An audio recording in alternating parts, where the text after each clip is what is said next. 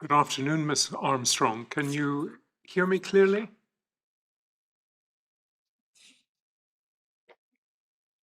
I would like to think that you're saying yes, but we can't hear you.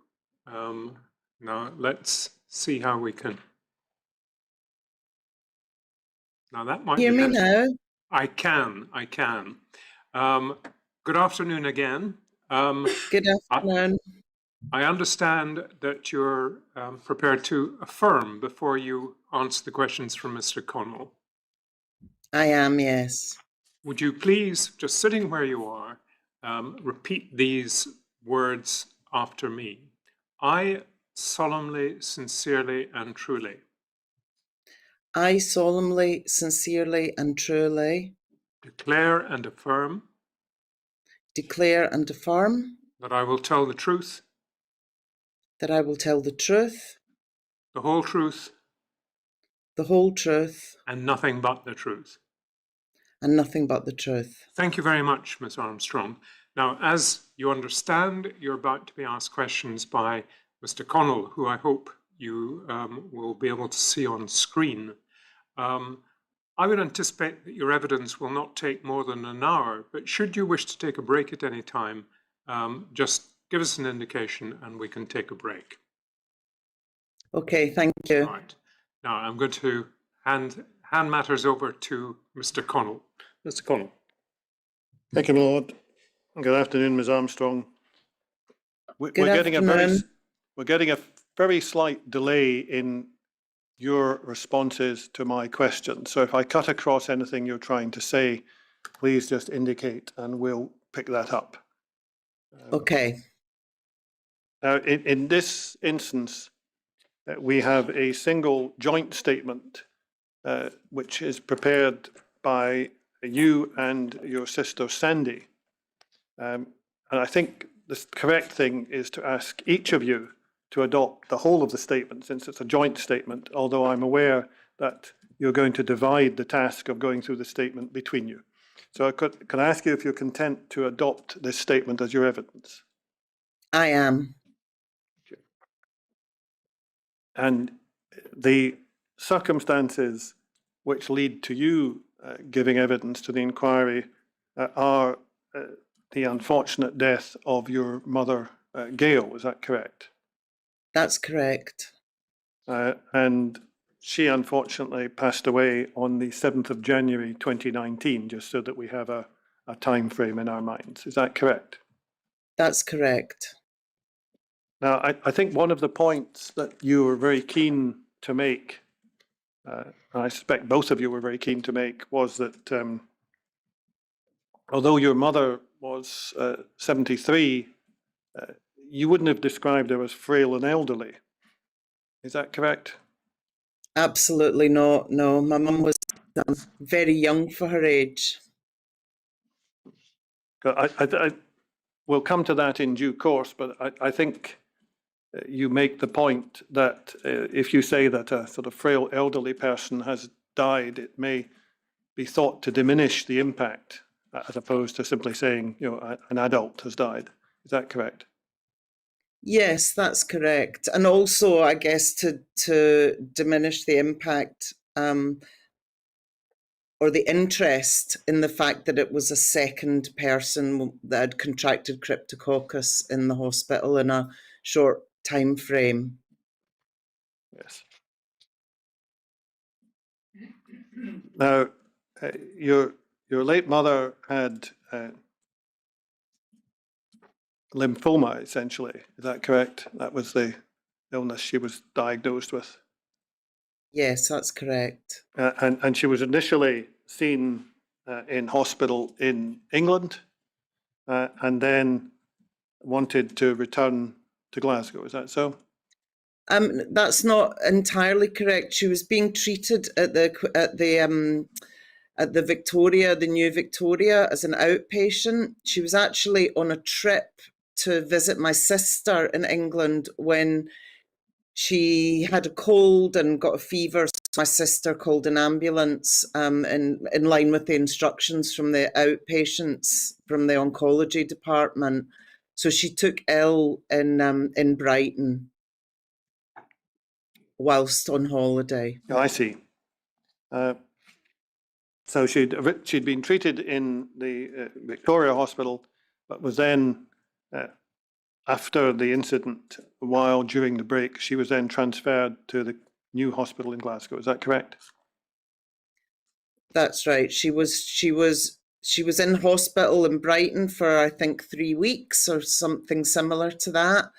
And then they asked her if she wanted to continue her treatment back home, and she said yes. So they transferred her by ambulance from Sussex to the Queen Elizabeth. Thank you. I'm going to use the witness statement just to guide us through some of the things that I'd like to ask you about. She was put in a specialist room, I think, on arrival at the hospital. Is that what you remember? That's what I remember, yes. Now, at paragraph 9 of the witness statement, which is on page 4, and the page numbers appear in the top right corner. These are sort of electronic page numbers. You say she was put in a specialist negative pressure room. Could that be a mistake? Could it have been a positive pressure room? It could be a mistake. Yes, it could. That could be a mistake. In fact, I don't even know where that came from. It was a double door access room where we had to put PPE on before entering and exiting. Yeah, and you weren't sure exactly which room she was in at which stage. Is that right? No.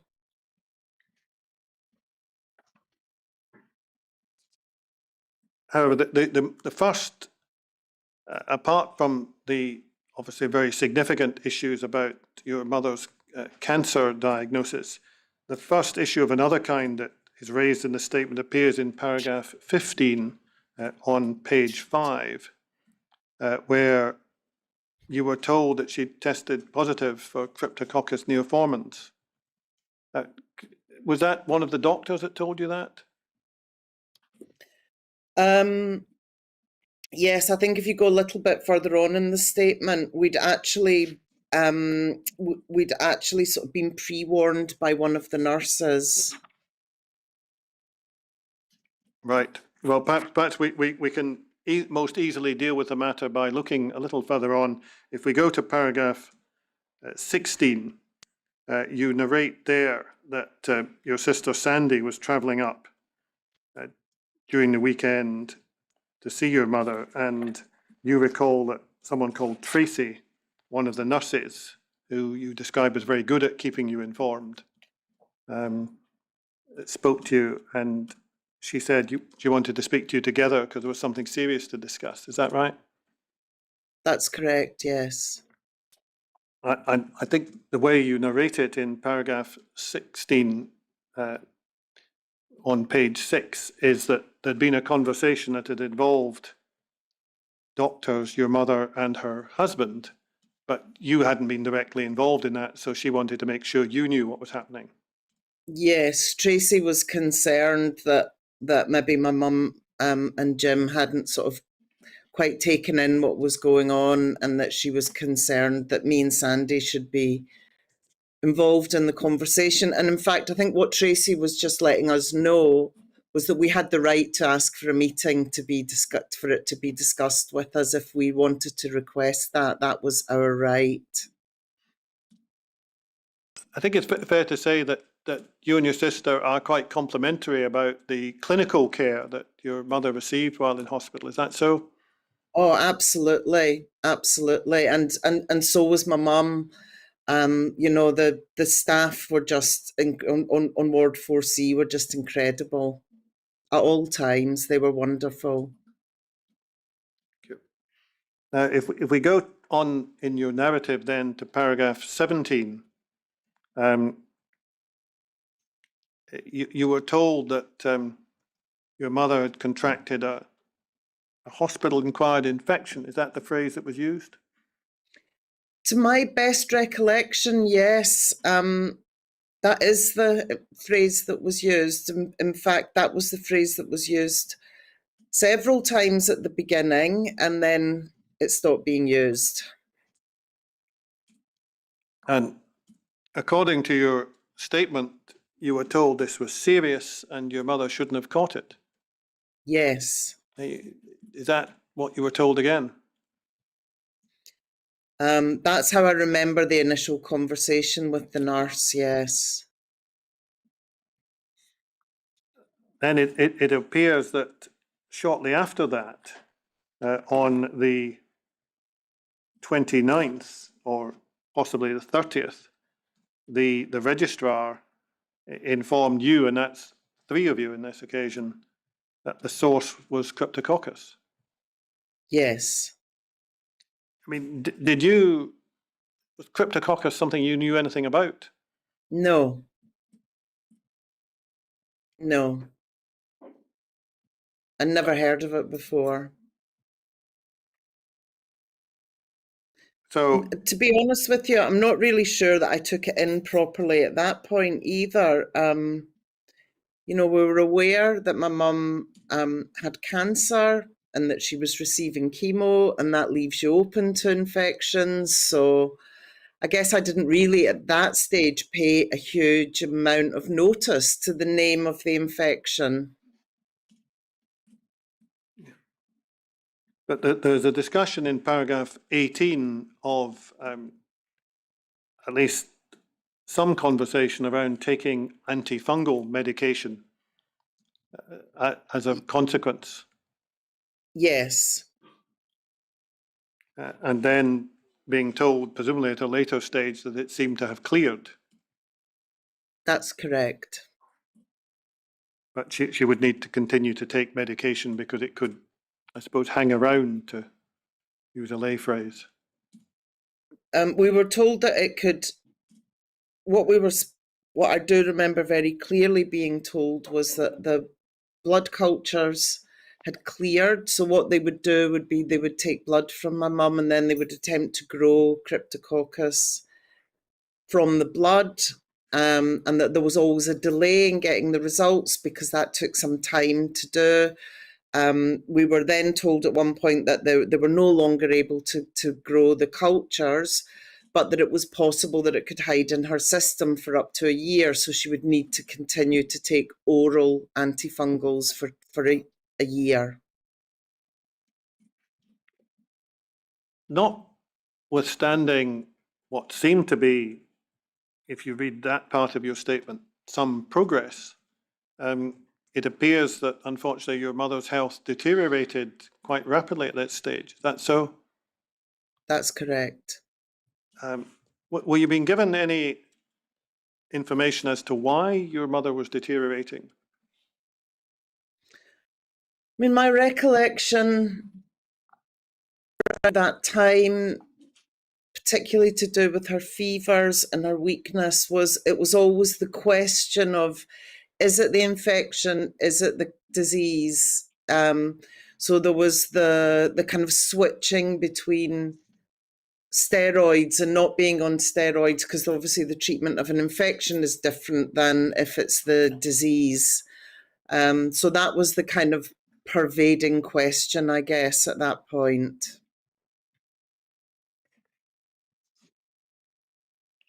It sounds as if your mother was very determined to get this resolved from everything you say in your statement. Would that be a fair comment?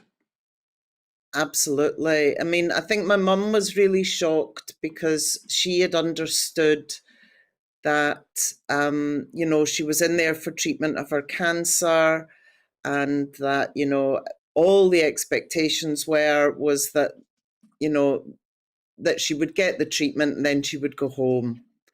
And she just kept getting worse and worse and worse. And so it was quite a stressful time and quite a confusing time.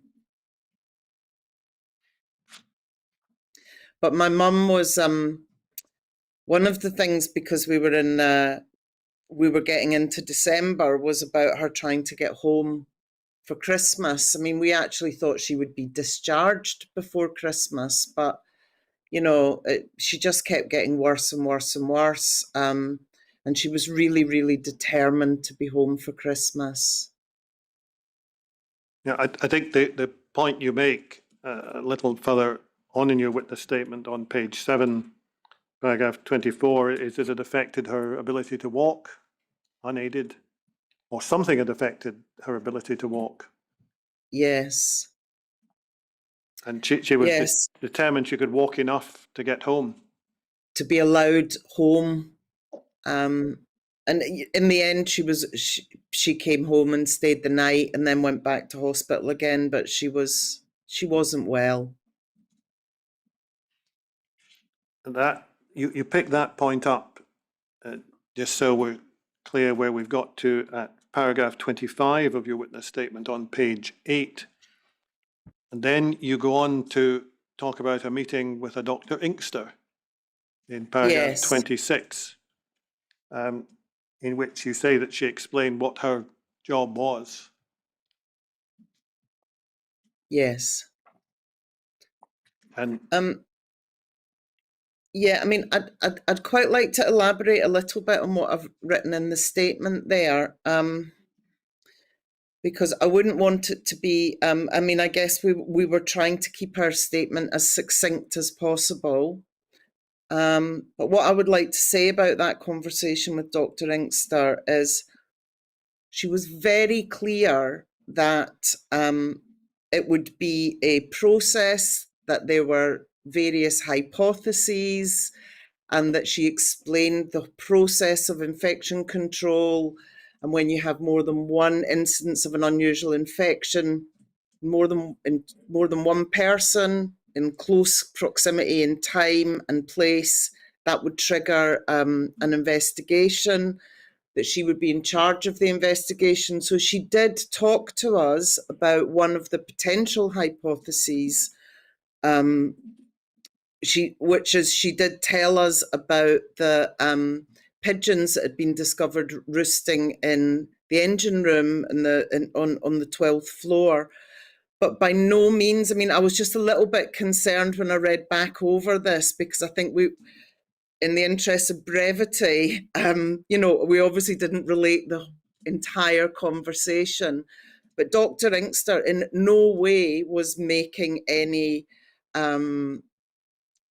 decisions at that point about what had been the cause. She was explaining the process, and she was explaining that there were several hypotheses. I guess that the knowledge that there had been pigeons found roosting on the 12th floor, and that they were in the building was shocking to us. So that would be something that I would have remembered from that meeting.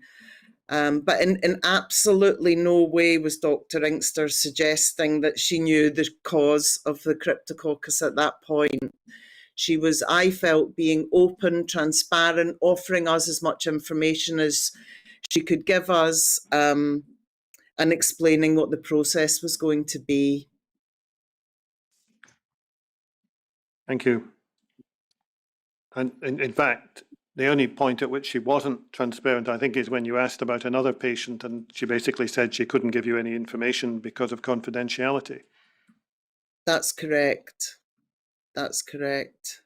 I mean, I guess the reason why it's important for me to make that point is because in this early period before my mum died, I did feel like we were met with openness and transparency, and we felt like there was I felt like I trusted the medical professionals who were speaking to me, and that they respected my right to know what was going on with my mum.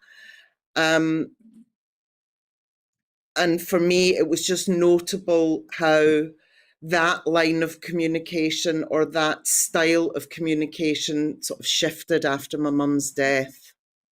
So I would say at that point, for me, we were still in the phase when we felt that we were being met with openness and transparency.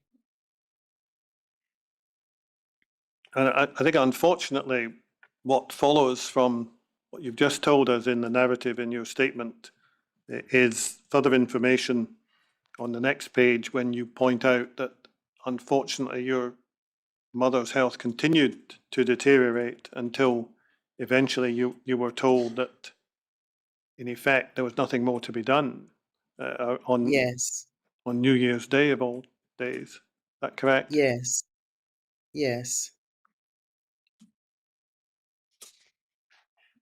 I'm conscious your sister is going to deal with some passages in the witness statement, so I'm not going to ask you about that. I think you go on later in the statement to talk about being almost overwhelmed by the scale of the Queen Elizabeth Hospital when you arrived there. Was that Yes. kind of impression? Yes, I mean it was just a huge building, and you know we did. I mean, even before we were kind of really concerned about what was happening with my mum, you know, we did have discussions about how do they keep it clean, particularly the atrium area, which is just so huge and cavernous, and it's got these sort of little office blocks jutting out of it, and we would look down on them from the fourth floor and just see the thick layers of dust on top of them and wonder how they got cleaned and who designed the building. You know, it didn't seem like a great design. I mean, obviously the ensuite bedrooms were great, particularly with my mum being so ill, but in terms of the you know, the atrium and the public areas, they seemed a strange design to me. In the statement at page 11, you go on to touch on. Sorry, could you give me the paragraph number? I think Yes. I've got different page All right. numbers than you've got. Certainly, I'll use both.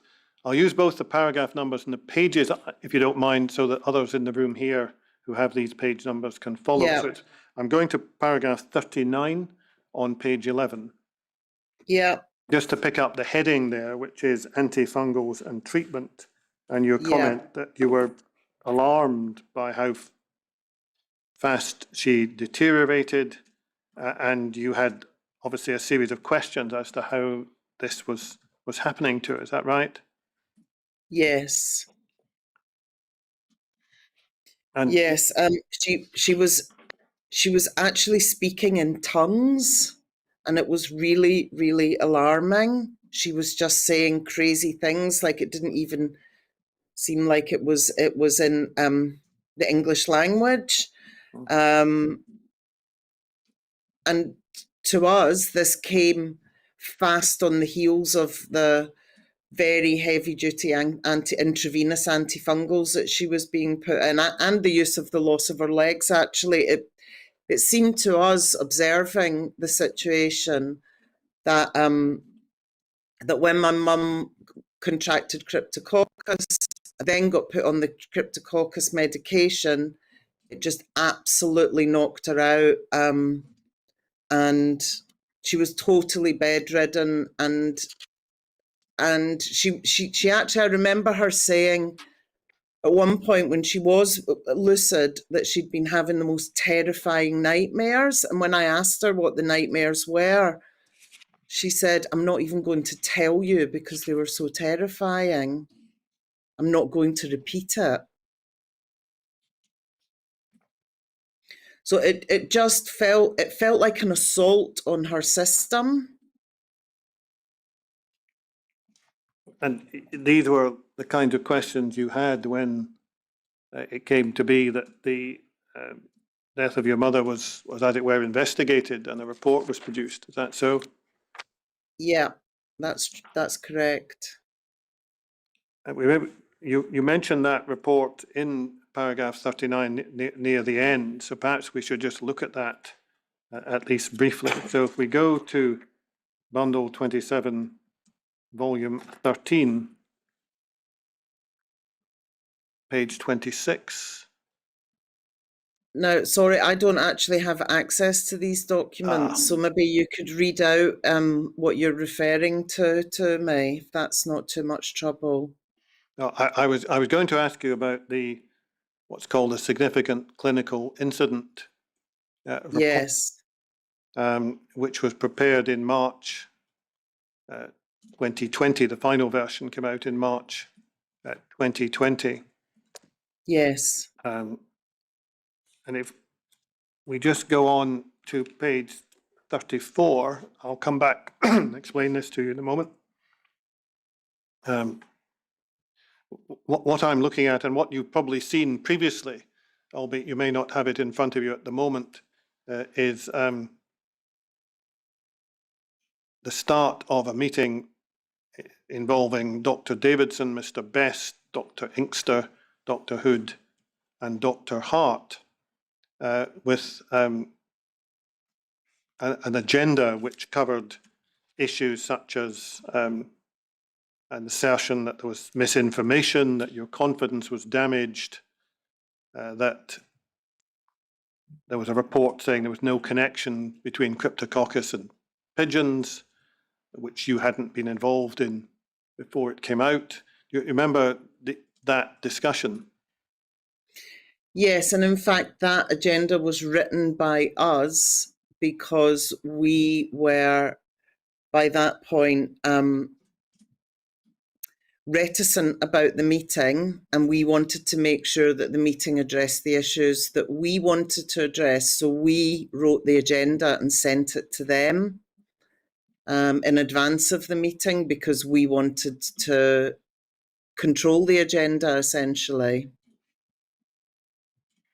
And the point that's made, and I'll put it to you and you can comment on it, the point that's made at the foot of page 34 of our document bundle here, under the heading questions we want to ask and things we want to say, is that you reiterate your gratitude for the excellent care received from doctors, nurses and health support staff, both as an outpatient and inpatient, that your mother always felt well cared for and in good hands, and communication with her and with you was always excellent. Your complaint is not with them, it is with the senior management of the hospital and health board.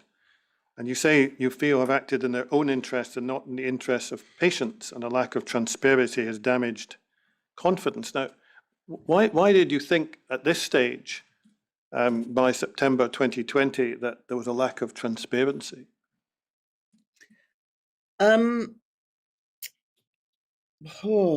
We had been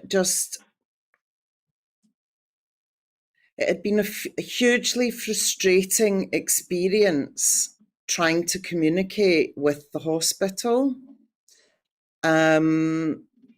We had a lot of questions to which we never got answers. We asked for a family liaison person to help us, to support us. We actually got given Jennifer Haynes, who's not a family liaison person, who's a board's complaints manager. Every time we asked questions, we kept getting told, well, is this your complaint? And we were like, no, we haven't.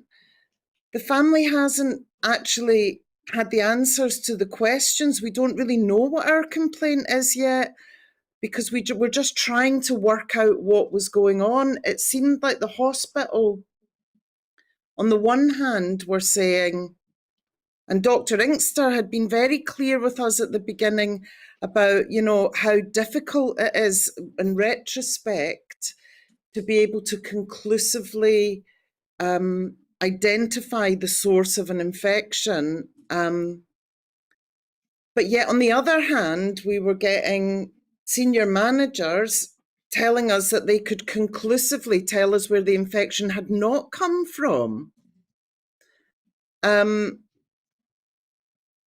And it just seemed very confusing. There had been a series of, so for example, air quality tests that we were told we would be given the results to.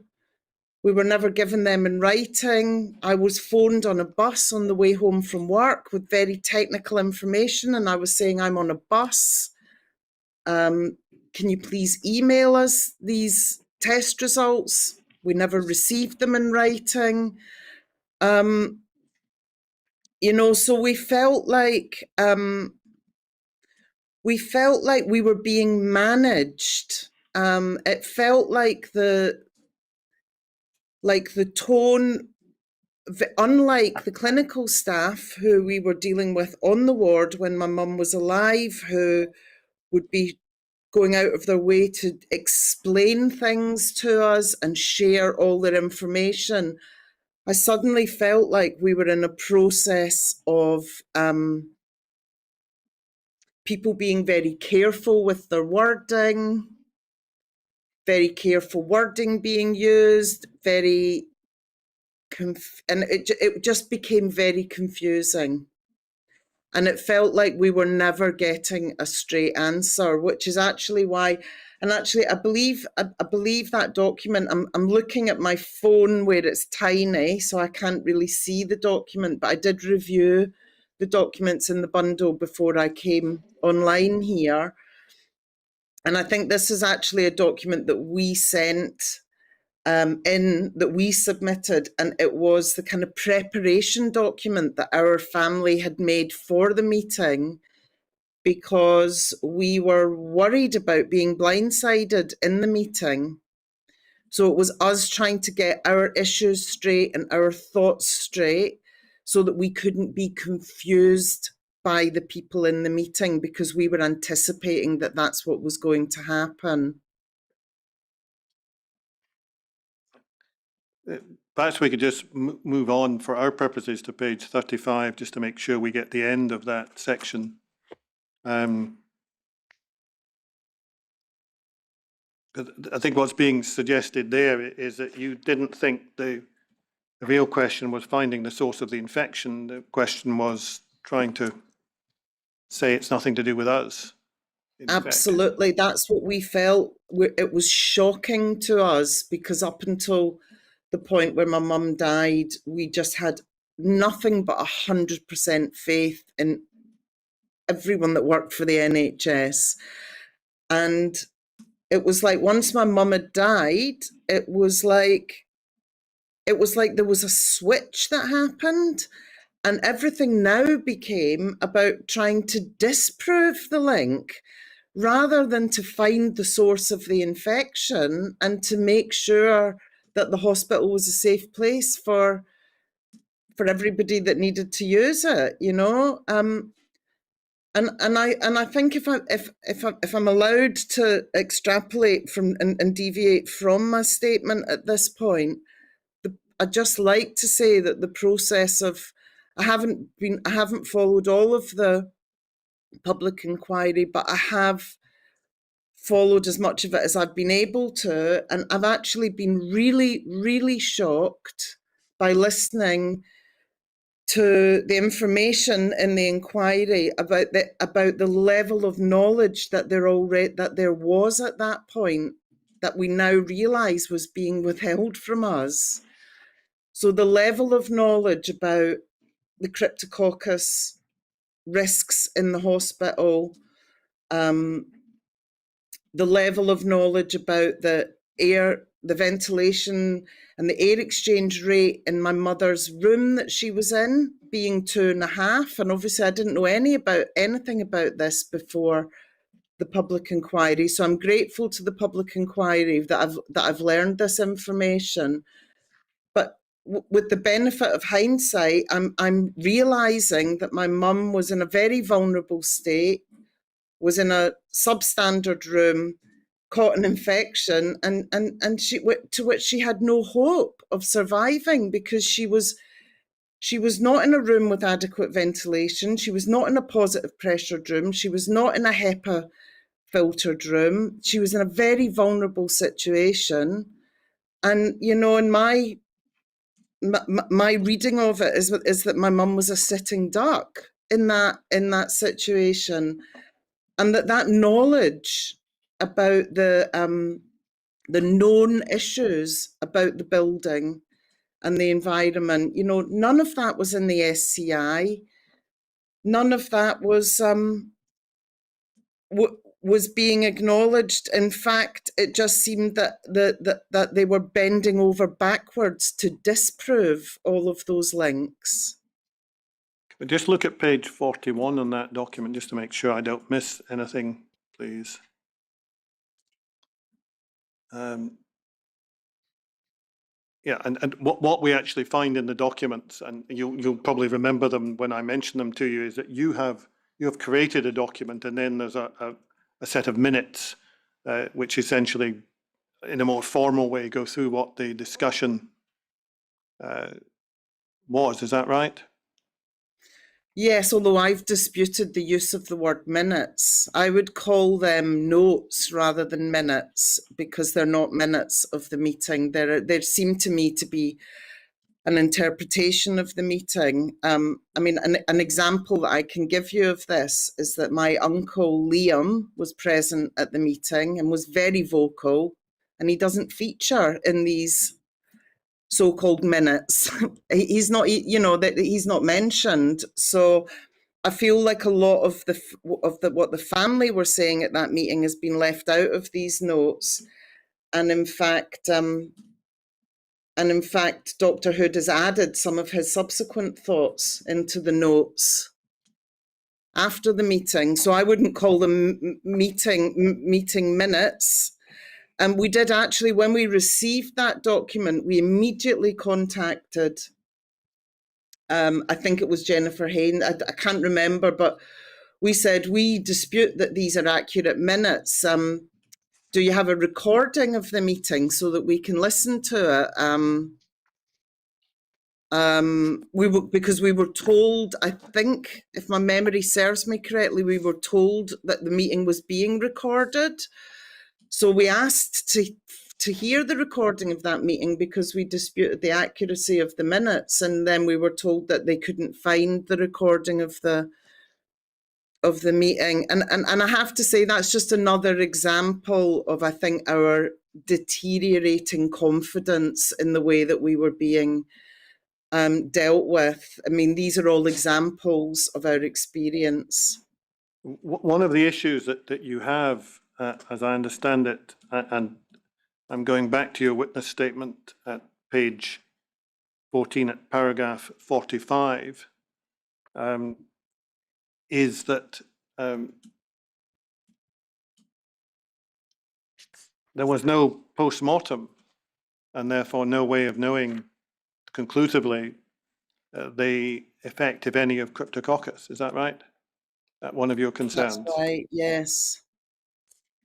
Yes, and I think my sister is going to speak to this a little bit more tomorrow. But you know, as you said, in the SCI and also verbally, we were repeatedly told that my mum's blood cultures were negative. But actually, in that meeting of the 30th of September, Dr. Hart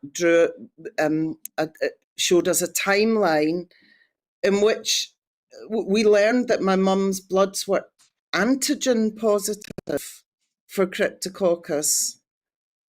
Really, just up to the point at which she died. So this was new information for us. So we again, these things are not being. It feels like lots of things are being brushed under the carpet. We're repeatedly being told my mum's bloods are negative. But then we found out that they were antigen positive. We then find out really the extent of the known issues with or questions around the built environment, the ventilation system, the presence of pigeons on the flat roof outside my mum's room, and also in room 12. And still to this day, I would question, were all of these things together not a reason enough to instruct a post-mortem? It felt like it was they wanted to sign the death certificate. They didn't mention Cryptococcus even as an underlying factor or a contributory factor. It was a hard no, absolutely not. Cryptococcus was nothing to do with your mum's death. It was just lymphoma. That's what was written on the death certificate, and there was no offer or suggestion of a post-mortem. And now, in hindsight, and particularly with the additional hindsight of having of having watched seen a lot more information through this public inquiry. That just seems inappropriate to me, that there was no post-mortem offered, and there was no even mention that my mum had cryptococcus on her death certificate. If we can go to another section of your witness statement. See in paragraph 48, which for us is on page 14, which runs on to page 15, that a press statement was issued Yes. shortly after your mother's cremation, Yes. saying that a child had died and that an elderly woman had died, although the death wasn't linked to cryptococcus, so she had Yes. the infection. Is that the point that you were asked about earlier, about the kind of way your mother was described, downplaying the Yes. significance? Is that what you were trying to say? Yes. That's the point where everything changed. That's the point where we realised that we couldn't trust the hospital anymore. Well, I just want to ask you about that, because in paragraph 49, you say precisely that. This was the point that everything switched for us from being this terrible, Yes. unfortunate incident to something more sinister. Yes. Just help His Lordship understand why you say more sinister.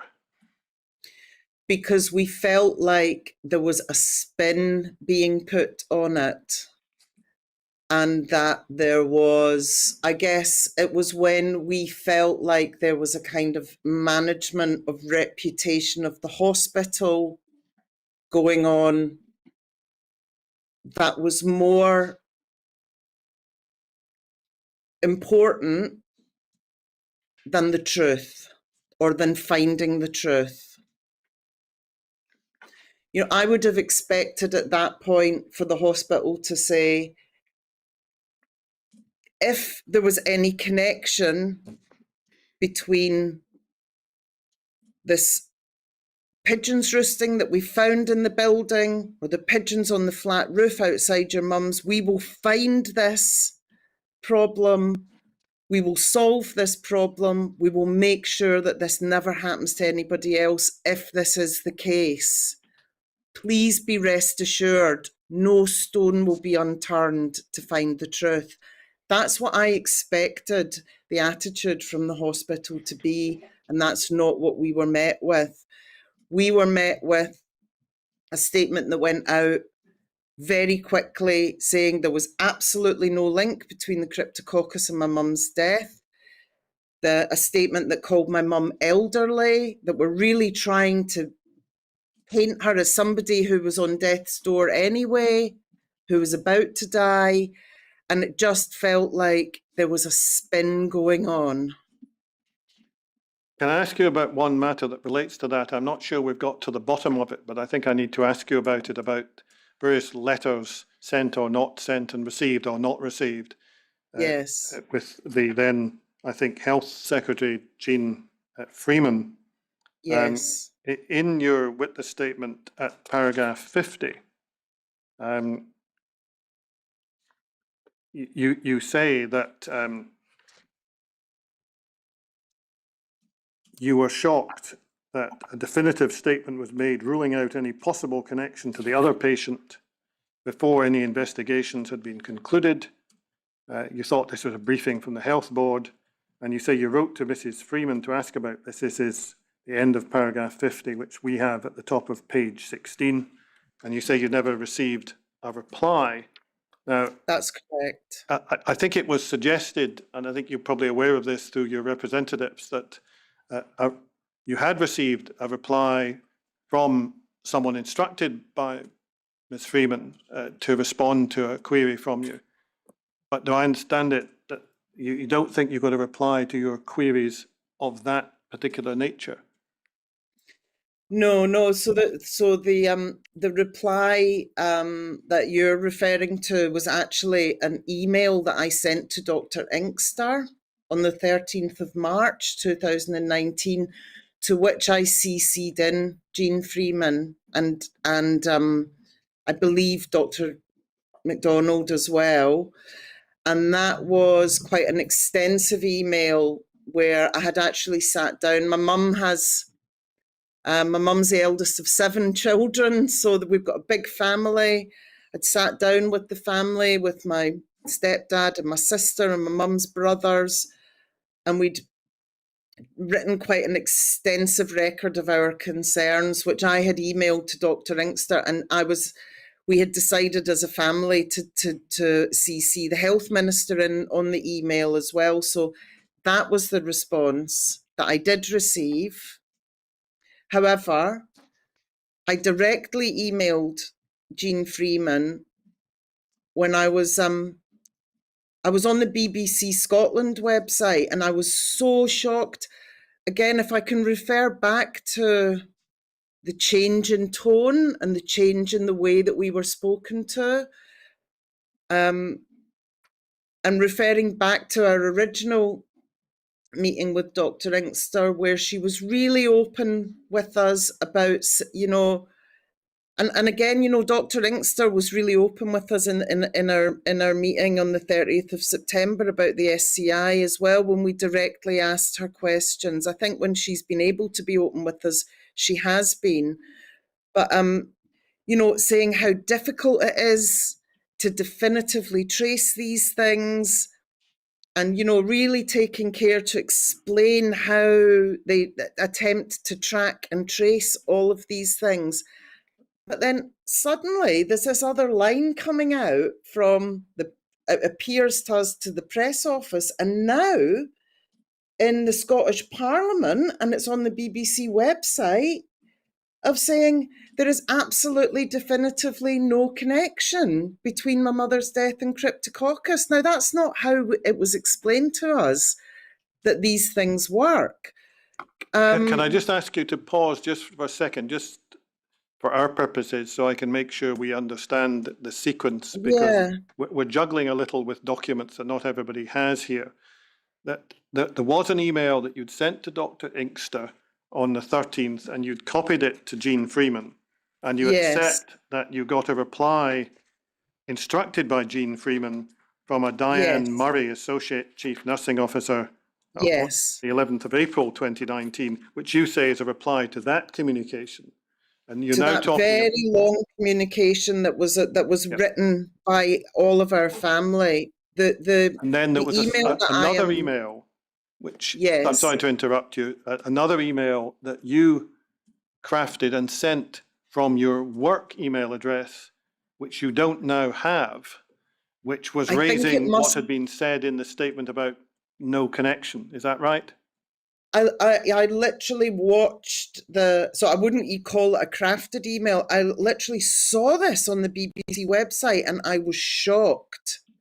And I think I immediately sent an email, I kind of fired off an email, if you like, to Jean Freeman saying, how can you make this statement in Parliament when their investigations have not been concluded yet? Why is this story being spun that you all know definitively that my mother's death was not linked to Cryptococcus when the investigation has not been concluded yet? And the question I then have, just so we tie up this loose end so far as we can, is that so far as you know, you didn't get a reply to that email that you fired off? Yes. Thank you. I think I just have a couple more things I need to ask you about, and I'll come back to you in case I've interrupted anything you were trying to tell me, so apologies for that. It's one of the challenges of doing these things online. You did at one point get a letter from a Jonathan Best, I think, which purported to deal with some of your concerns. Is that correct? That's correct. Now, again, you don't have the documents, but that's in bundle 27, volume 13, page 22.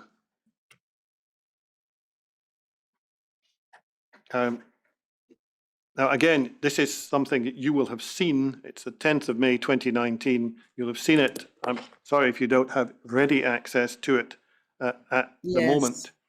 But it goes through a series of points. It starts by offering condolences, and then it goes through a number of points that you've raised and offers answers to them. And I think if we just flick on to 23, we see that it takes a whole series of questions and puts information in response. Can I just ask you generally, if you remember getting that letter, did you find it helpful? No, we didn't find it helpful. I think at the beginning of the letter, he says that the fact that my mum contracted cryptococcus was not a serious clinical concern.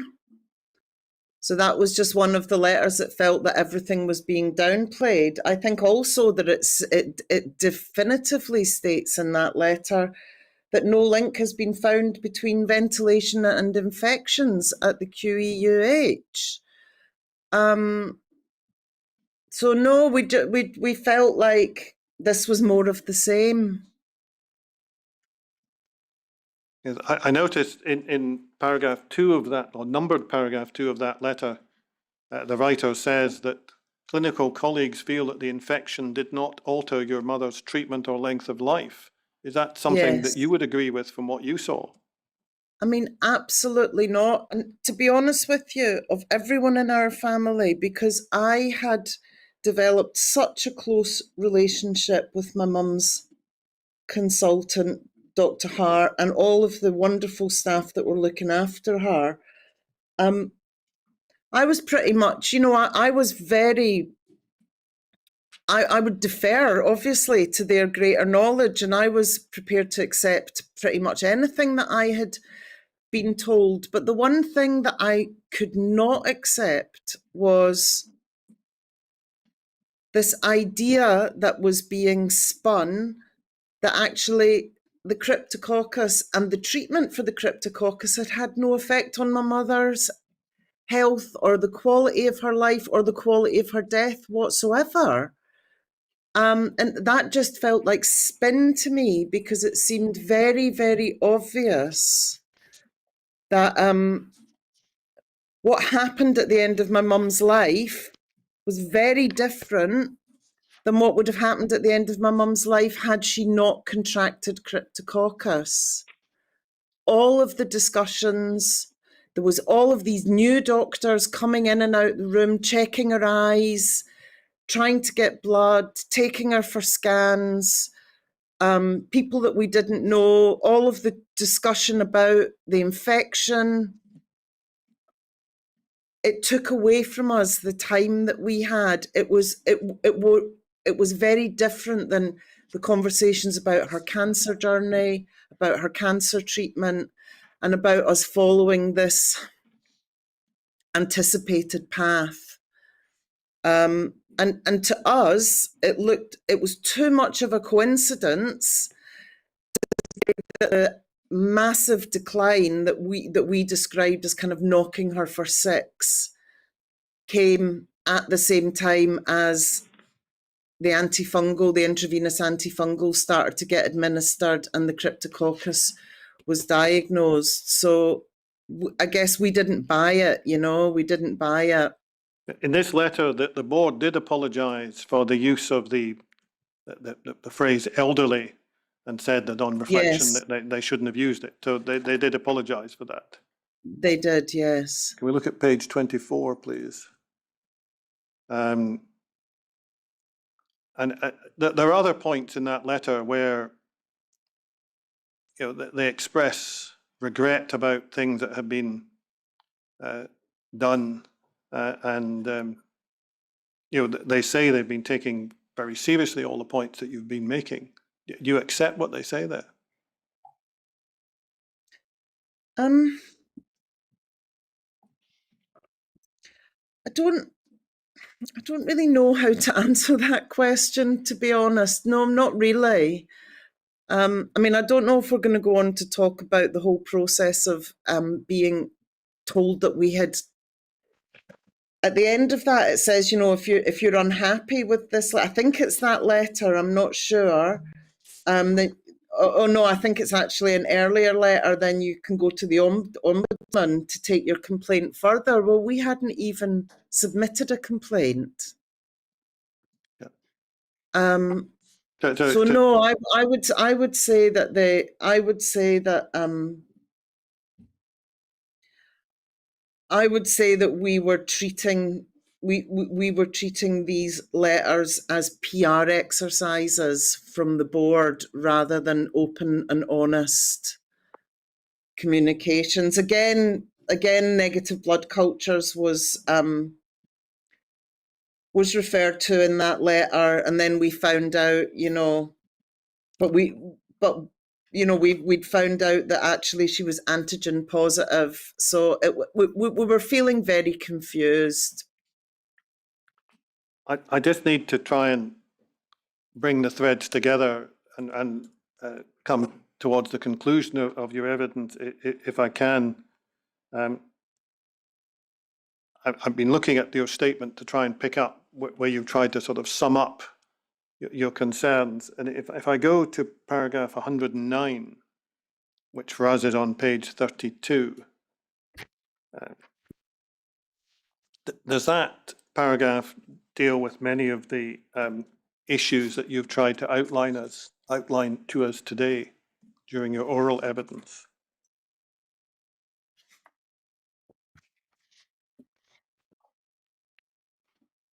Yes. Yes, and I think that one of the points that I'm making there was that it was exhausting trying to deal with the hospital. I mean, it's a shame we haven't had more time to go into the really incredible email chain with Jennifer Haynes, which I'm sure I hope that you've got and that the inquiry will look at, where she was repeatedly saying, "Oh, can I take this email as the basis of your complaint?" And I was saying, "No, I want to put my own complaint in." And it was just repeated again and again and again until we actually just stopped talking to Jennifer Haynes. It felt like they were wearing us down with indirect answers. And we just felt like we were being fobbed off, and that we just felt that we were never going to get to the bottom of it. And I think the point I would like to make is that's different than grief. You know, we're trying to grieve at the same time as we're trying to find out answers. And I think that we expected the NHS to help us to find answers rather than to obstruct us from finding answers, which is what we felt we were experiencing. And that's a very different thing than grief. And it all became too stressful, really. I guess, and in the end, I decided to step back from it because I just wanted to get on with the business of grieving for my mother.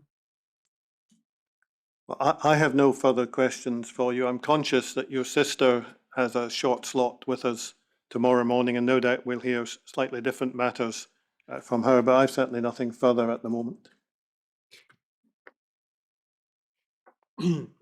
Ms. Armstrong, what I need to do now is just check with the other people in the room as to whether there may be any other questions. This shouldn't be more than 10 minutes. So what I think will probably happen is that we will shut off the communication with you, but if you'd be so good as to stay by your computer, it shouldn't be more than 10 minutes. Okay, thank you. Right. Shall we take 10 minutes just to check whether there are questions?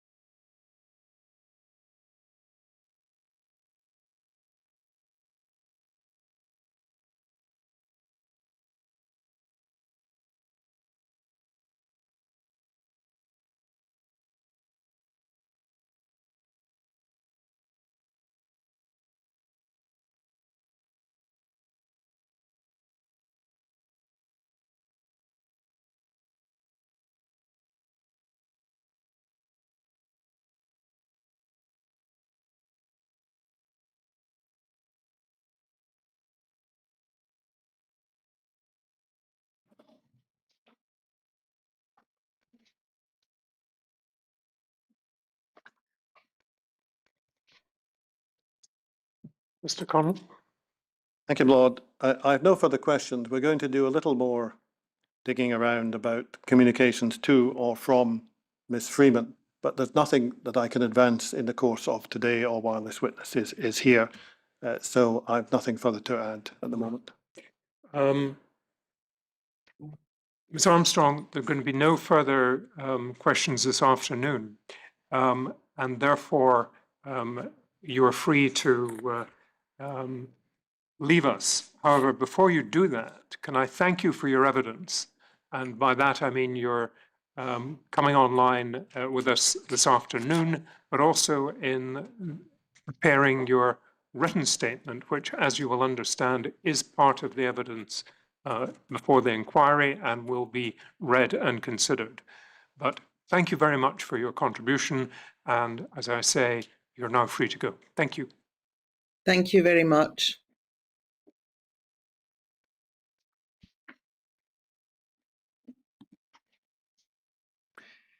Oh, Mr. Connell, we have another witness. We have Mrs. Maureen Dynes.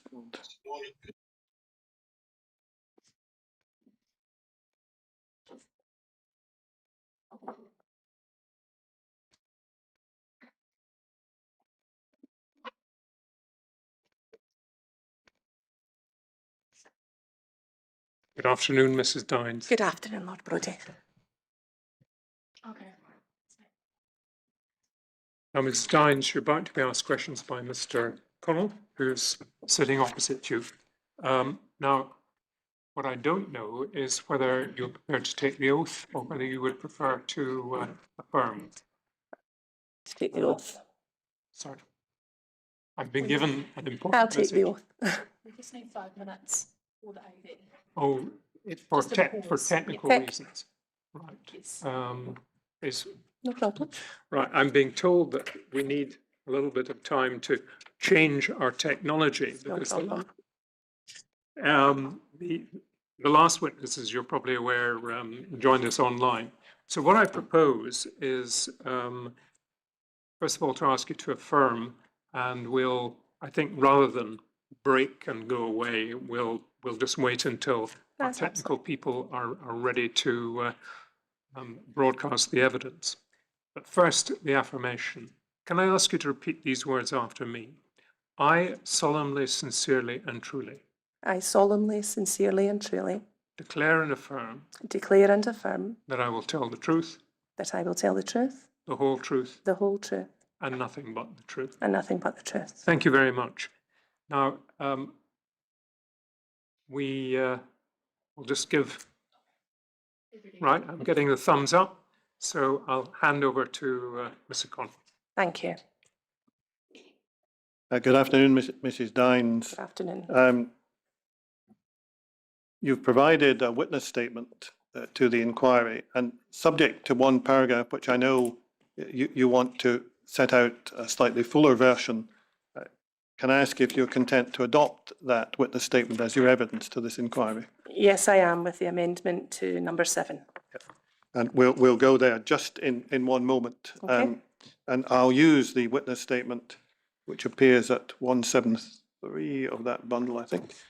No, not 165, 173. To kind of work through what you'd like to tell us. And you're here essentially because perhaps we could take the Louise Lawrence statement off the screen. Should be 173.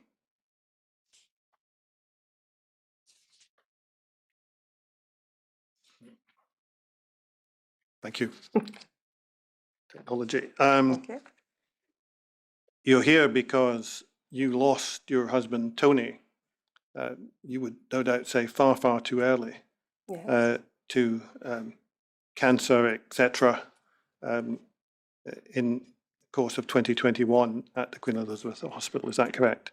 Yes, he died at the Queen Elizabeth Hospital. And the issues that in a sense have prompted a lot of the discussion in your witness statement are around what you say about him contracting both aspergillus, or I think technically aspergillosis, and Stenotrophomonas multifilia, another infection. Is that right? Yes, it does.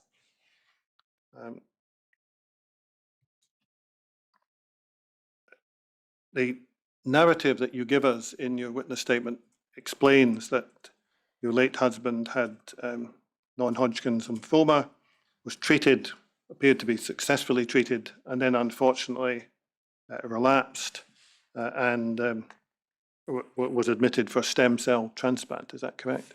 Yes, he was presented for stem cell transplant and was told he wasn't able to get that, and he was then presented for CAR T cell therapy. When we attended the meeting, well, both meetings, with the hospital to go over any risks with treatment for both of these treatments, they wanted Tony to come back in 2 weeks' time and to see if his fitness levels would be because of CAR T and how invasive it is and it attacks the body. Then the pandemic hit and CAR T was then taken off the table for us. It was no longer an option. He was then recommended that the holding drug that while they would be processing CAR T cells would be administered to him to prolong his life, because we were told due to the pandemic that there was really nothing they could do because he wasn't eligible for stem cell and CAR T was being taken from us. So then Lanarkshire approved that drug, which actually put him back into the game, so to speak, and he was eligible for a stem cell transplant. Perhaps we could just then move to paragraph 7 of your statement. Yep. And what has happened here essentially is that on considering it, you've decided that a slightly longer narrative might have been more complete. Yeah. And because time didn't allow us to create a new statement at this stage, yes, it's been suggested you simply read out what you want to insert in place of paragraph 7. So perhaps you could just do that for us. Certainly. We can pick up the text from emails, but if you could just take us through it, that would be helpful. Of course. In February 2021, we were advised that the stem cell transplant had failed. We were advised that the next option was for Tony to undergo CAR T cell therapy at the Queen Elizabeth University Hospital. CAR T is a specialist type of immune therapy and is considered a complex treatment. Patients can only receive this in a registered CAR T therapy hospital to ensure that the patients are helped by clinicians who have the expertise to look after them. When Tony was originally considered for this treatment, he was advised that he could be placed at another registered centre, not necessarily Glasgow. If there was a concern about the ventilation and water system, particularly with all the risks of this highly complex treatment, I questioned the decision to admit Tony to Ward 4B. I'm left with the question as to why we were not advised of the risks of being there. And if I can say, the risks were never advised at all 3 meetings for stem cell and the 2 CAR T. 3 opportunities. Thank you. The succeeding paragraphs of your witness statement take us through a lot of the details of what was happening with your late husband. And I'm not going to ask you to go through all of these with us today. I wanted to ask you a couple of things. First of all, in your witness statement at paragraph 24, which is on page 177 in our numbering system, you say that you weren't, he was unwell during admission, and you've since been trying to work out which rooms he was in, but yes, by looking at plans to try and sort that out. The schematics provided are extremely complicated to look at, and I think I have managed to isolate some rooms, but certainly simplify drawings. I can point them out to you then if they become available from the hospital. And you think, according to my notes, that he was in room 10 oblique 11 and then 17 oblique 18. Yes, and for different admissions, yes. But the key point, I suppose, from paragraph 24 was that he was very unwell during his admission in 2020. So it And- was during the admission, not going into hospital, Not not going at into the hospital. admission point. And then what then emerges in your witness statement is this question about this cough that he had, which seems to Yes. have puzzled people. Apparently it puzzled the Lanarkshire team of doctors, but whether it puzzled the doctors from hearing evidence given at the hospital inquiry and documents provided, I don't believe that they were very puzzled. I believe they did not share the information. And they certainly didn't share it with the team they discharged Tony to, because they only discovered it later, before he was due to be admitted for CAR T cell therapy. Let's see if we can try and get the sequence correct here. Okay? Do I understand from the way you framed paragraph 25 that you remember hearing the word aspergillus at some point in the Queen Elizabeth, but you can't just remember when you heard that? So during I don't remember hearing the aspergillus during the stem cell. It was very difficult with the stem cell because I wasn't allowed into the hospital. So you were doing things as you experienced doing things online and remotely. It was through a telephone trying to pick up what the doctors had said. Aspergillus is something that I'd never heard of before, and until now, or until recently, didn't realise the implications of that for an immunocompromised patient. It would just be as easy telling me that Tony had been an infection for the common cold and given me the Latin name for it. So certainly there was a lot of things going about. And what you've done when you prepared this statement is you've produced some material which you found in the medical record. Is that correct? Yes, that's correct. So if we just look, just for completeness, at bundle 27, volume 10, page 163.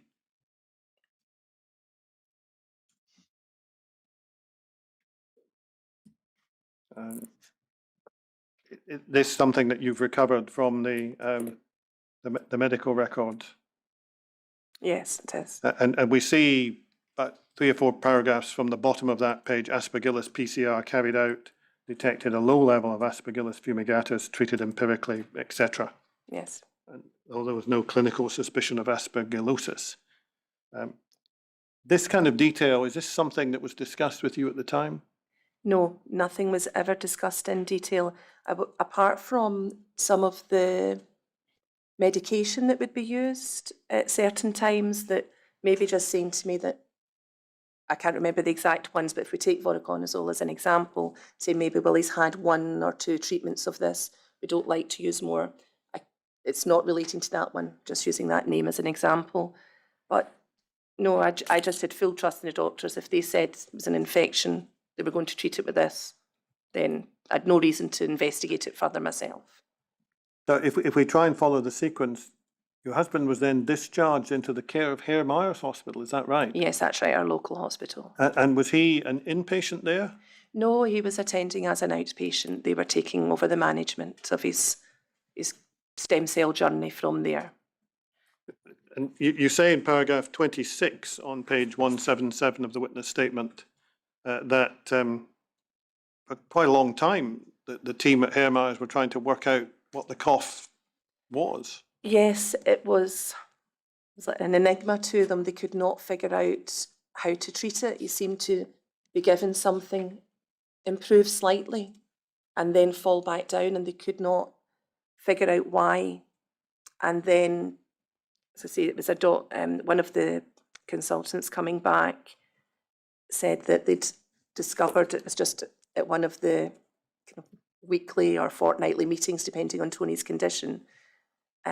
We'd attended the hospital that day, and she said that we have discovered what it was, as if it was like a momentous event. And as soon as she said the word, and I said, I heard that word before, because I hadn't looked it up before, and I said, but I don't know what it is. And that's when I go on in the statement to describe how she described it to us in layman's terms. And she sort of described it as something that can lurk in dark, warm places. Yeah, that likes to thrive in dark, warm places. It's difficult to test for, and they did say it's not something that they routinely test for in hair Myers. But unfortunately, the cough was causing your late husband difficulties because it was hurting him. It was hurting him. He was getting weaker because there was something working on him that we couldn't find out. The cough was confining him to bed as well. Because of COVID, then there's not the opportunity to exercise and socialise more. So he was confined to one room. There's only so much you can do. Your muscles waste very quickly when not used. Yeah. So this was a momentous discovery. And then Yeah. a little later on, if we go on to page 178, paragraph 29, we see in your chronological account that stem cell transplant had failed and the next option was CAR T. Is that right? Yes, Hair Myers broke the news to us. That was over a telephone conversation where he just actually received the notes as he was on the phone to us through a discussion. And it was then advised that they would revisit CAR T cell therapy and see if Tony, because it taken him back to our original step of you can't have the stem cell transplant, CAR T is possibly an option. This time the stem cell transplants failed. We'll ask the CAR T team again to consider you again and take it to an MDT meeting. But it would appear from the narrative that you give us in the succeeding paragraphs that he still had this cough. Still had this cough on and off, constantly tested for COVID, thinking, as we all did, that if anyone coughed, they had COVID. Still trying to figure out what it was. And when they did find out, they said, we know what antibiotic now we can give him to treat this. So again, I'm thinking, and as did Tony, that this would be something that could be resolved by this antibiotic. We were told he was going to be treated. Just for completeness, you were worrying about COVID. Was he ever diagnosed as COVID positive? He never contracted COVID throughout the time of his life. So he was then admitted to the Queen Elizabeth Hospital with a view to CAR T therapy, Yes, he attended a meeting that I wasn't allowed to attend with him due to restrictions, and to go through the process of explaining in less detail, because we'd already had the explanation, the CAR T process. And then he was assessed. So they had to meet him to assess him again for CAR T. They agreed to accept him onto the programme. And we see at the foot of that page in paragraph 33, you narrate there that you were advised that he had two infections, a common cold and aspergillus. Yes.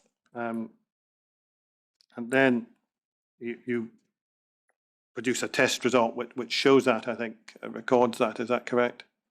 Yes. I don't think we need to dig that out. But if we go on in the narrative in paragraph 35, what you tell us there is you got a call from someone saying they were concerned about the aspergillus. Yes, so the telephone call, I remember receiving the telephone call, and I remember clearly because I had to leave. I was actually in church at the time, and I had to leave because there was a call. I had the phone on vibrate, which is why that one stood out in my mind. And at the time, the junior doctor, we were talking about Tony receiving his cells back. Now, with CAR T, the same as with a stem cell transplant, you go in at day minus, work up to day 0 where you get your cells back. Tony's chest infection, it was more than a cough. I was told that it was an infection. So they were delaying the return of his cells. So day 0 became day 0 and in brackets +1, +2, +3. It didn't follow the normal pattern that they returned cells to. And I was asking, should Tony be having his cells returned back to his body if the chemotherapy conditioning was wearing off?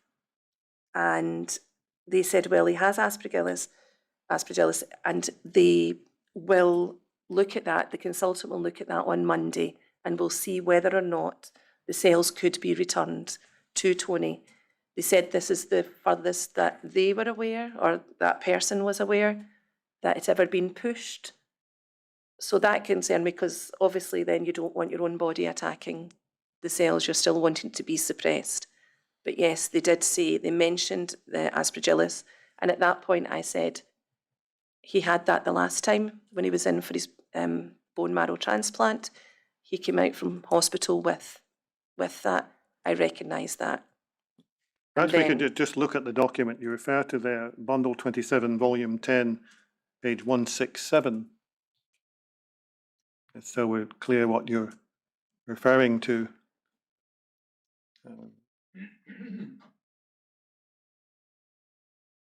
Is this something else that was obtained by you from the yes, medical all the record? information was only obtained by myself asking for the medical records. Nothing was Yeah. given to me. So we see there in the kind of first narrative line, hematology patient, finished chemo, waiting transplant but delayed as question, aspergillus in sputum, underwent bronchoscopy, and then various other comments. So that's what you're referring to there.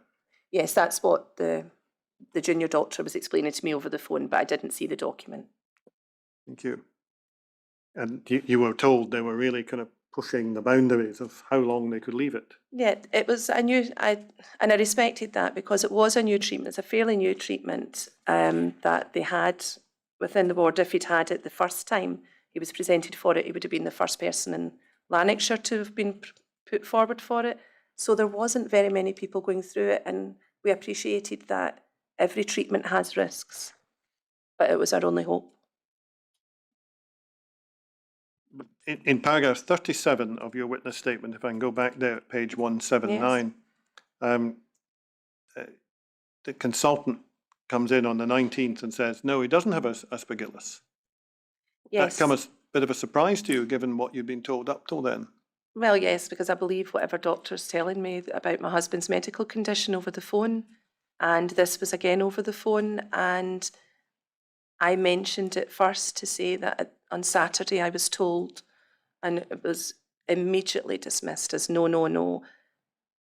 And you take a minute in yourself and question, did that happen? Did I do that? And I thought, well, it's not a word that you hear in everyday conversation. It certainly wasn't in the media at that point. So it's not something I've heard anywhere else. So, yeah, they disputed And it. in any event, the cell, he did get his cells back. His cells were returned back that day. And I think that's recorded at paragraph 40 of your statement on page 180, and he was in intensive care for a while. And then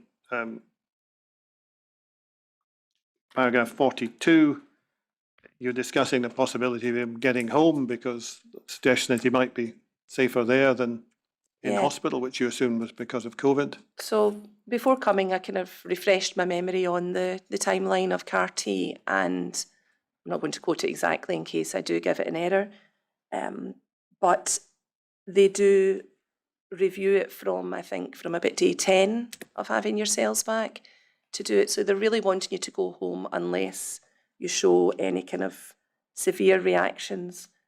For CAR-T, you're not allowed to be more than an hour away from the hotel, the hospital, not the hotel, sorry, the hospital. So it was still, then the onus was be on me to look to see. So he was in a lot longer than they anticipated. Then what we see from your witness statement is quite a dramatic change in your late husband's condition, because in paragraph 43, you strike a positive note that your husband seemed bright and thin, but bright, and you were thinking things were going well. And then immediately thereafter, things start to change. Yeah, he was more like my old Tony, because he had hope from getting out of hospital, for going home to his own bed, just small things. And cognitively, which CAR-T affects greatly, he was able to tell me every staff member who'd been in his room, as he hand wrote notes for them. We'd made up small parcels because the staff were amazing with him. The staff were excellent, and the only way we could say thank you was as just a small gift for each of them. It's just a small poem, but Tony hand-signed them all. And in his medical notes, you can see when he's really ill, handwriting changes. And when he signed them, they all looked like Tony's signature again. And that gave us both hope that things were actually working. But then he did start to decline. There was, all of a sudden, I was due to take him on the Wednesday, which with CAR-T is day 30 after getting your cells back.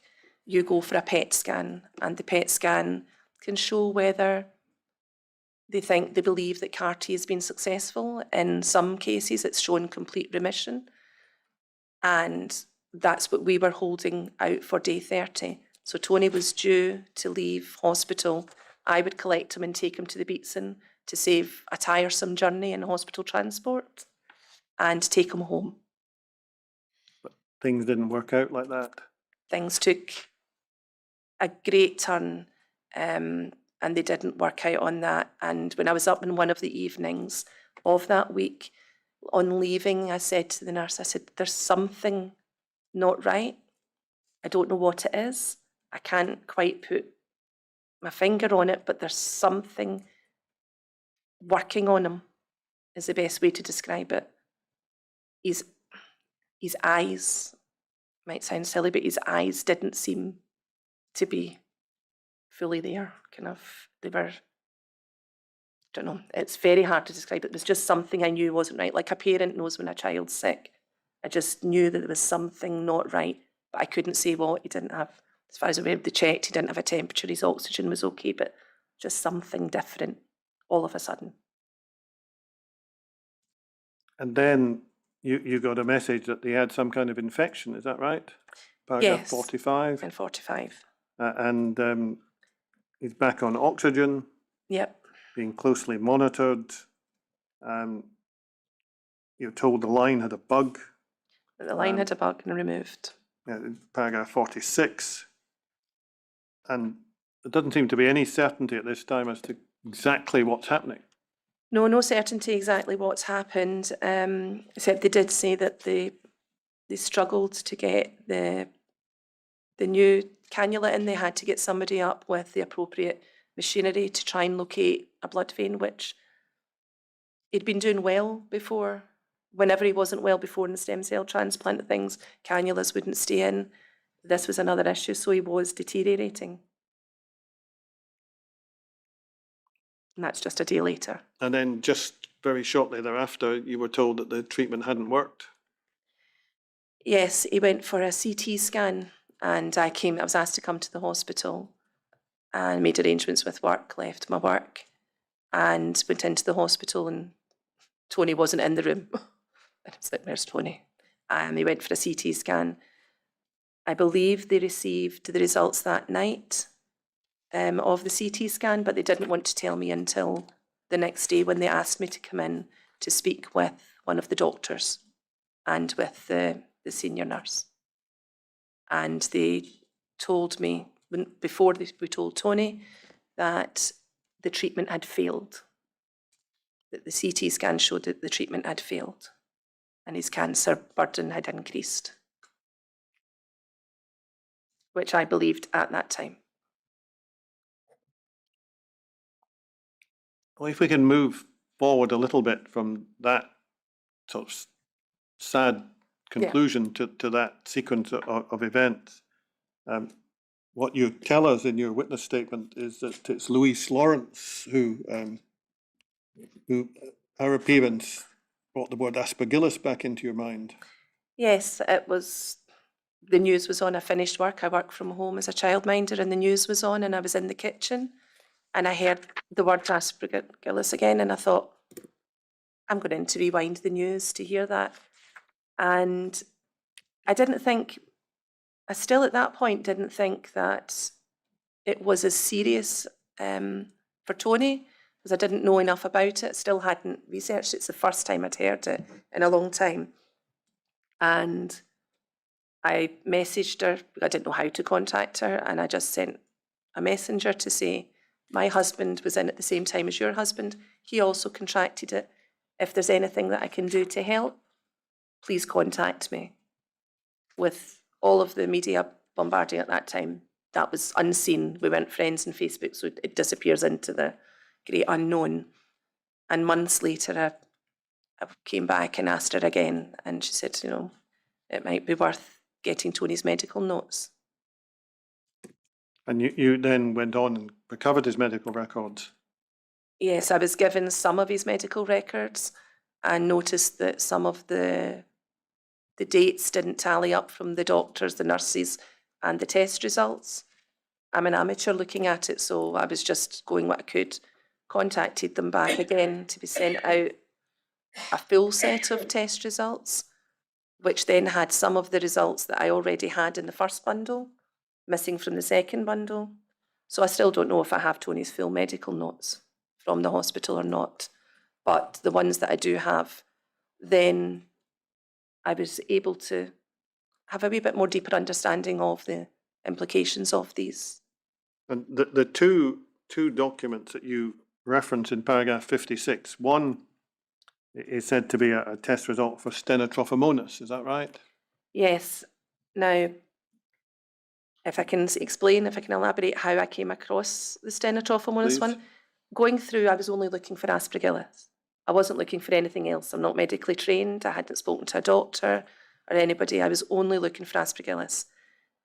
Louise and myself were going to meet the former First Minister, Hamza Yusuf, and saying that our husbands both contracted this within the Queen Elizabeth Hospital.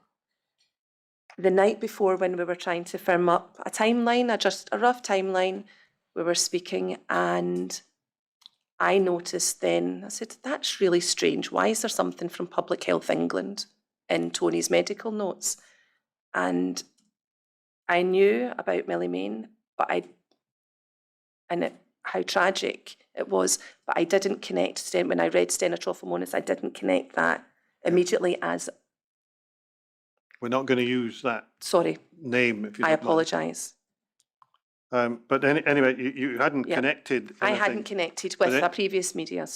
You saw a reference to public So I health. saw a reference to Public Health England, and at the meeting with the First Minister, I did not mention stenotrophomonas, only mentioned aspergillus, where he said that he would look into Tony's case, and I'm still waiting on a response from him regarding that.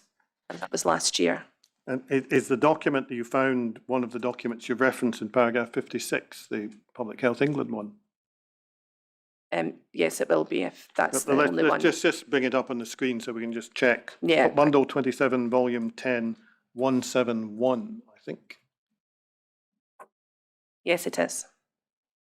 So this is from the Collindale Laboratory Blood Culture Opportunistic Pathogens section, Stenotrophomonas multifilia. Yes, it was taken on the 16th of May, when they didn't know what infection Tony had. So you've now got stenotrophomonas in the records and aspergillus possibly. Well, Because it's from been what I mentioned. understood, yes, aspergillus was there. One of the questions that's cropped up with other witnesses is the question of a post-mortem, because the suggestion is that some infections can only be proved or disproved from tissue samples Yes. during that process. Was this discussed with you at all? No, because the hospital said they still didn't know what Tony died from, apart from his cancer. He did not die from any infection. There was a previous note that said that, it was actually from a physiotherapist, who said that they couldn't send, that I should have said Tony's PET scan was being delayed, because if he was scanned, it would only show up in a possible infection, and they may not be able to see the true result of the CAR T cell therapy. So I don't know if a CT scan is also the same, where it will only show up an infection as well as cancer. So how would they have known that the cancer had progressed from that. So to say that Tony's death was from his cancer, I question now, because if he had this definite infection and, as you have just said, possible aspergillus infection, surely they could have presented as being cancer increasing. So therefore, I was not told anything that he had could have contributed to his death until I found it in the records. Can I just ask you about another section of your witness statement? Because well, obviously we'll have the whole witness statement among the evidence at the inquiry. I'd just like to ask you about a bit you deal with, excuse me, under the heading of communication. Yes. At page 185, paragraph 66. And you mentioned Stenotrophomonas, and you say at the end of that paragraph, you do think this was purposely not disclosed. Why, what makes you say that something was purposely not disclosed to you? Why withheld? Because the hospital was already under scrutiny at that point. In hindsight, looking back, I can only question myself as to why they wouldn't tell me. Where would be the harm in them telling me? Would it be because they would have to launch an internal inquiry? Is it because they would have to do a post-mortem? Is it because then it would show that there's definitely problems and issues within the water and ventilation system? Is it concealment? Do they not want this on record? So, your late husband had one positive test for Stenotrophomonas, some material suggesting aspergillus, although at least one doctor said no. And you're just wondering why you didn't know all of that more fully earlier on. Is that fair? Well, when going through his records, there is another one for Stenotrophomonas reported on the day of his death, which was reported at, sorry, I have to find the time, at 10:39 from his Hickman line culture. So to me, they knew on the day of his death he died in the evening. So there's one that came in, so there's two. Sorry, I'm not sure if I'm Sorry. just following that. It's my fault. No, I think what I had put to the witness, my lord, was we'd started asking, why do you think something was concealed? And you gave me Right, an answer yeah. to that question. And then I'd suggested that perhaps you didn't have the information about Stenotrophomonas, and I'd suggested there was one result recording Stenotrophomonas, and I think the witness is about to tell us that there's a second Yes, that's Stenotrophomonas There's result, a which is second. not set out in the witness statement It's not specifically. set out in the witness statement because I've only recently discovered I didn't have access to Tony's medical records after they were submitted to the lawyers. So I've only managed to find it in the last. So this yesterday. is additional to the one we looked at from This is Public Health additional, England. And yes. this is dated on the date of your late husband's death, is that right? Yep, it was performed on the 15th of May and reported on the 21st of May. And just tell us what it says. Microbiology, culture results for Staphylococcus epidermis, and it says from bottle both. Culture results, Stenotrophomonas multifilia, aerobic. So that was one that I presume was carried out within microbiology within Glasgow. As I say, I'm not medically trained. I've came across that last night or yesterday during the day. All right. So there's the Collindale result, one, which yes. we've looked at on screen. But this is a result which was produced by the Glasgow labs. Is that right? Yes, I can pass it to you if you would like. Well, we'll get it in due course. Okay, no problem. But perhaps if Just in case it clarifies for you where it's from. we'll get it into the system if you Yes. arrange for your There was no time for me to. agents to pass it to the Yes, no inquiry problem. later. But essentially, it's a result showing Stenotrophomonas multifilia on the taken on the date of your husband's death, but the result not available until a little while later, is it, or is it the other way around? No, well, it says date time authorised 21st of the 5th, 21 at 10:39 from microbiology. And Tony died at 17:35 that evening. Thank you. So the thrust of your evidence to the inquiry is that there were these infections that you weren't told much about them, and you don't really know what impact they had on your late husband's No, health. because if somebody had said to me at the time that a post-mortem would be recommended, I wouldn't object, because one, I appreciate CAR-T was just came out recently from the trials and things. Was it to find that? And it's the only way medical advances can be made, but certainly I just don't think that it was an option presented to me because it would reveal Stenotrophomonas. The remainder of your witness statement tends to focus on the impacts that obviously everything has had on you and your family. And I'm not going to ask you to read through that unless there's anything in particular you want to tell us about to try and tie your evidence together. Sorry, I'm just going through 1 second.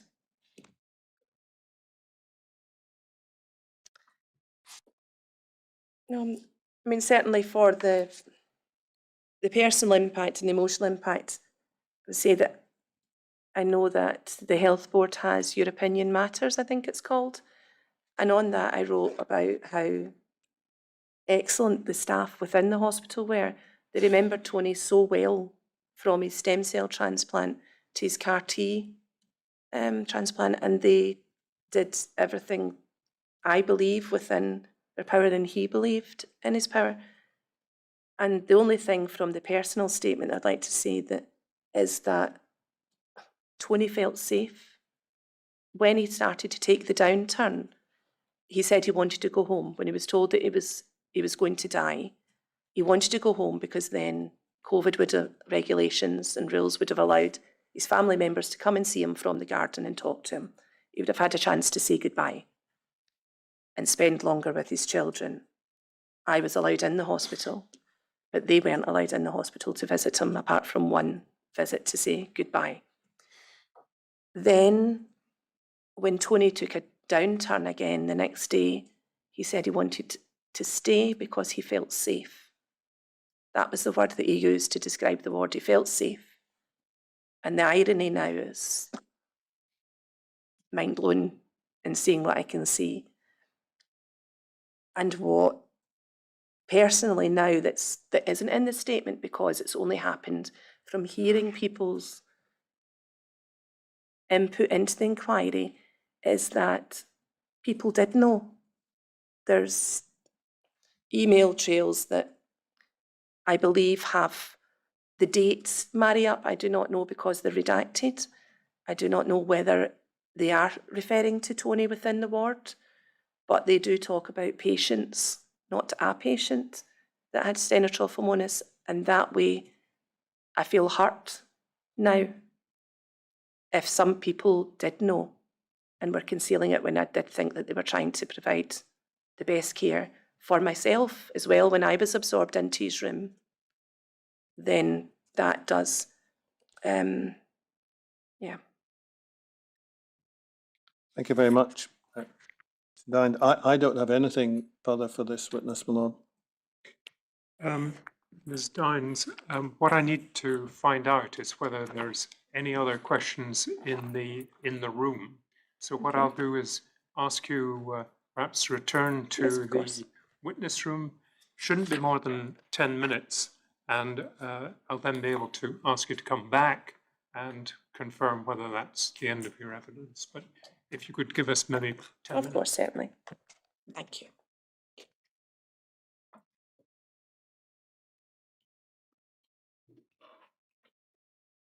Please stand.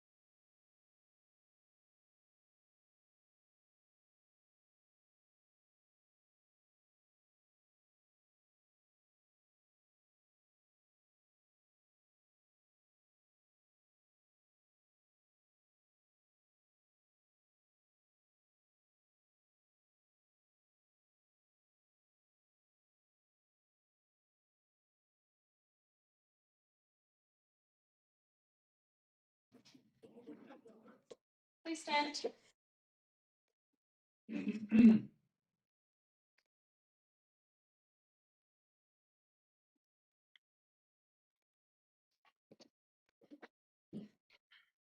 Mr. Connell? My Lord, I'm now advised that there's a very short point that the witness feels she probably should have mentioned. Right. It should be the result of one question only. Right.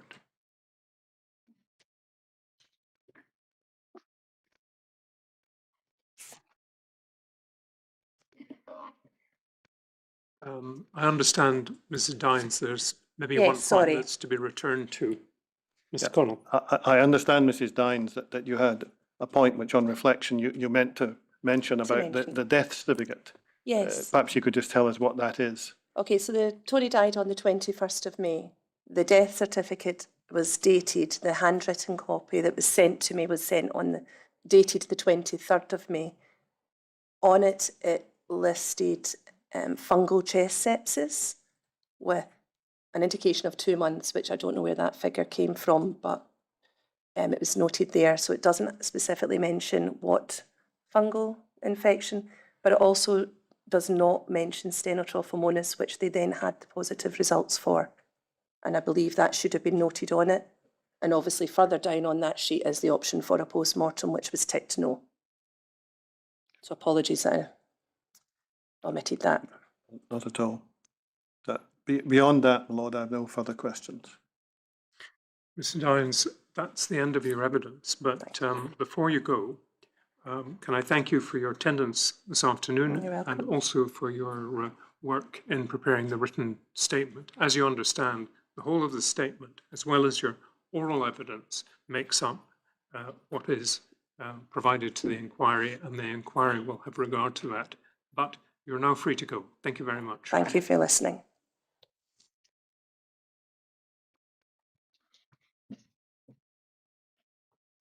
Now, I think the plan is to start a little early tomorrow. Mr. Indeed, Connell. my Lord, we have the second Armstrong witness who will also be giving evidence remotely. And in order to accommodate that, it's been agreed that we should sit at 9:15. It's anticipated that that witness should be no more than about 30 minutes or so, which will allow us to reorganise before the next witness. Very well. Well, we'll see each other at about 9:15 tomorrow morning. Please stand.